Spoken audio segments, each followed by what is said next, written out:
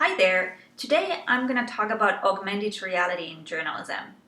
And for accessibility reasons, the subtitles for this talk can be found at this link bit.ly/Aitamoto2 ICA 2020. I'll also upload this talk to YouTube, and there's going to be automated subtitling, so you can just search for my YouTube channel and find the video there in case you have any issues with this video version. My name is Tanya Aitamoto. I'm an assistant professor at the Department of Communication at the University of Illinois at Chicago. And first, I want to thank my wonderful co-authors Laura, Jorge, Sukosa, Catherine, and Yasamin, who all worked really hard for this paper. And in this project, we wanted to study how augmented reality can be used in journalism to support journalism's goal to inform and engage people. In augmented reality, the user can project virtual objects onto a real physical environment, for instance, with a smartphone. And the best known application of AR is Pokemon, probably. AR differs from virtual reality, another immersive technology, in that in smartphone-based AR, the user is assumed to stay in the same physical world, and whereas in VR, the goal is to immerse the user fully into the virtual world. News organizations are increasingly publishing AR content, but AR as a journalistic medium remains quite understudied. Therefore, we wanted to study how AR could be used to support the two fundamental goals of journalism: informing and engaging people. And so we asked the following research questions. How does smartphone-based AR affect users' knowledge gain? How about sense of presence, perceived authenticity, accuracy, and credibility of the visuals? And to address these questions, we ran a human subject experiment with between and within subjects factors with 79 participants. Before the treatment, the participants filled out a pre-survey which had measures for gauging the change in subjective knowledge gain before and after seeing the visuals. The pre-survey also had questions for independent variables. After filling out the pre-survey, the participants were randomly assigned to one of three conditions: mobile AR, interactive, or static viewing modality.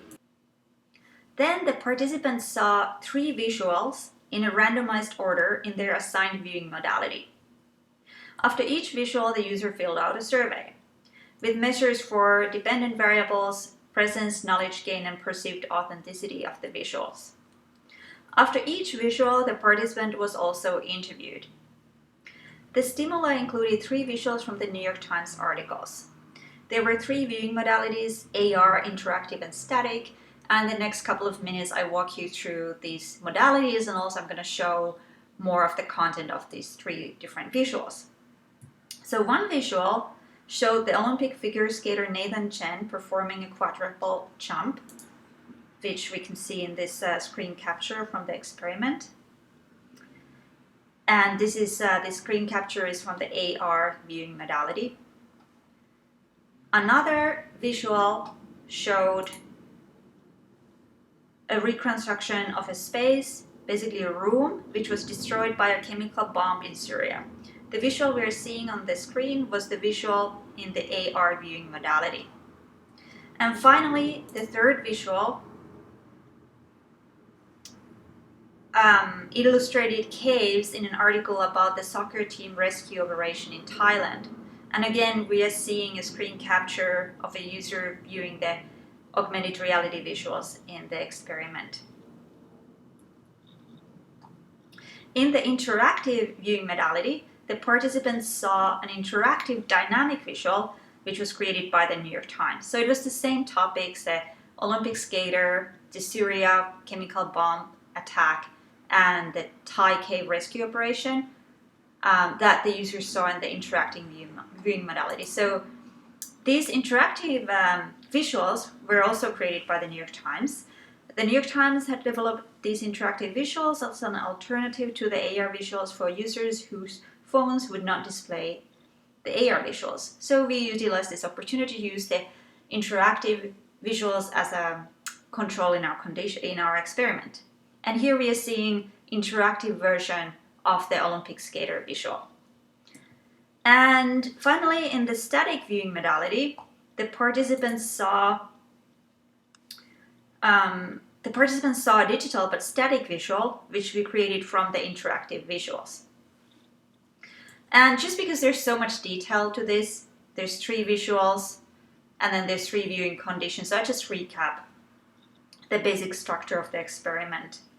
Each participant was randomly assigned to one of the 3 viewing modalities to see the 3 visuals either as augmented reality or interactive or static visuals. So if they were assigned to the mobile AR condition, they would stay in that condition throughout the experiment. They would see these 3 different visuals, the Olympic, the Siri, and the Thai K visual as AR. Whereas when somebody was assigned to interactive viewing modality, they would stay in that modality throughout the experiment and see these 3 visuals, always in the randomized order. And here, finally, here's a time-lapse video of the experimental setting, how it looked like for the AR condition, where you can see how the user is interacting with the augmented reality content there. All right, so let's move on to the findings. One of our research questions asked how AR might affect users' knowledge gain. And we found that there were no statistically significant differences between the viewing modalities. So AR didn't contribute to users' knowledge more than the other viewing modalities. And we measured knowledge gain both with subjective and objective knowledge gain measures. Let's first look at the subjective knowledge gain measures that we had. We had a measure for change in the self-perceived knowledge between the pre and post surveys. For example, how much do you know about the recent emergency of the young football team stuck in a cave in Thailand? So these same questions were asked before and after the user saw each of these 3 visuals. We also had a measure only in post-survey for subjective knowledge gain. For example, the visuals helped me understand how the chemical attack unfolded. These questions were adapted to each visual, of course, and there were statistically significant differences between the conditions. In addition to these quantitative measures, we used interview answers in addressing our research question about knowledge gain. We categorized the answers to the interview question, what did you learn from the visuals? Here, you can see the main categories that we found in the interview analysis. Then, we quantified the frequencies by modality and article and found that it is not the modality, AR, interactive or static, that affects knowledge gain, but it is rather an interplay of the content and modality that influences what the users learned from the visuals. So now, these were all subjective knowledge gain measures, meaning they measured the user's perception of their learning, how much did they felt like they learned. We also measured objective knowledge, meaning what the users actually learned. For doing that, we had 2 sets of measures. The detailed knowledge measure asked about facts about the visuals. They were questions that only had one right answer. For example, how long does it take for Nathan Chen to complete a quadruple jump? The descriptive knowledge measure asked open-ended questions about information relayed by the visual. For example, describe the size of the cave entrance, describe the mechanics of a figure skater jump. And there were no statistically significant differences between the modalities in these results. And we controlled the potential previous knowledge with a question about the user's previous knowledge about these questions and removed those who knew the answers from the analysis. And so we can conclude that based on both the subjective and objective knowledge gain measures, regardless of the viewing modality, the users learned. The next question is about presence. How does AR affect users' sense of presence? And for measuring presence, we used Lee's definition of physical presence. And there's a lack of empirical studies and evidence about presence in AR. So we operationalized Lee's definition of presence into several presence items adapted to each visual, such as these items I'm showing here on this slide. And we found that AR induced the strongest sense of presence compared to the other conditions. In the interviews, the users described the virtual object as being in the same space with them, saying, for instance, at first we were in the same room for a moment, for a second, and it felt like I was in there, actually inspecting the crime scene. It felt like it was real. So it sounds like AR can create pretty profound immersive experiences, even just a smartphone-based AR. The Thai visual induced the weakest sense of presence. This may have been because of its lack of realism, which I will discuss soon. Now, let's look at our question about users' perceptions about the authenticity, credibility, and accuracy of the visuals. We didn't find statistically significant differences between the viewing modalities. So, viewing the visuals in AR didn't make the visuals look more authentic, credible, or accurate than the other types of visuals, despite that in AR, the user could interact with the visuals more dynamically, see it from many different angles, the visuals were three-dimensional, and so on. The users perceived the Syrian Thai visuals as the least authentic, accurate, and credible compared to the Olympic visual.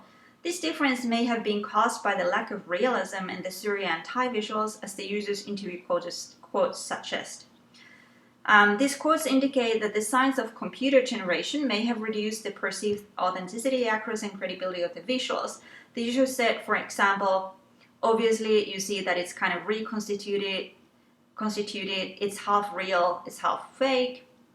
I wish that I could have seen what it looked like in the cave, so actually even more realistic. So now let's take a step back and have a look at the visuals again. The visual in the Olympic skater was the most realistic, almost like a photorealistic capture of the skater, whereas the Syria visual was mostly a graphical representation of a destroyed room. Similarly, the Thai cave was a graphical representation without photorealistic elements. These differences may explain the difference in the user's perceptions about the authenticity, accuracy, and credibility of the visuals. So now, to conclude, let's discuss our findings.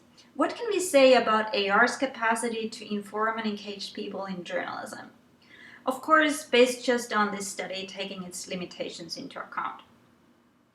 First, AR didn't relay more information than the other viewing modalities, neither did it increase the perceived authenticity, accuracy, and credibility of the visuals. Instead, we learned that information gain is very dependent on the purpose and design of the visual, more so than on the medium, whether it is AR or more traditional visualization. We also found that AR created the strongest sense of presence, which can be a valuable contribution to our understanding about AR as an immersive medium. Which leads to two fundamental questions. First, what is the role of presence in journalism? And second, how could we harness the power of presence to serve journalism? And finally, some important implications based on our study. For the journalism practitioners, newsrooms should give a careful consideration to AR as a medium because it doesn't necessarily contribute more to journalism's goals to inform and engage people, more so than traditional visuals. It is worth considering the import of AR and the resources its development takes, while at the same time continuing exploring AR as a new medium. Another related important consideration is that AR is also in a very nascent stage, and more R&D is needed to unleash the full potential of AR as a medium for journalistic storytelling. With this, thank you for listening. I'm happy to take any questions and comments. If you want to have a recent copy of our paper, please ping me by email. Thank you so much and stay safe.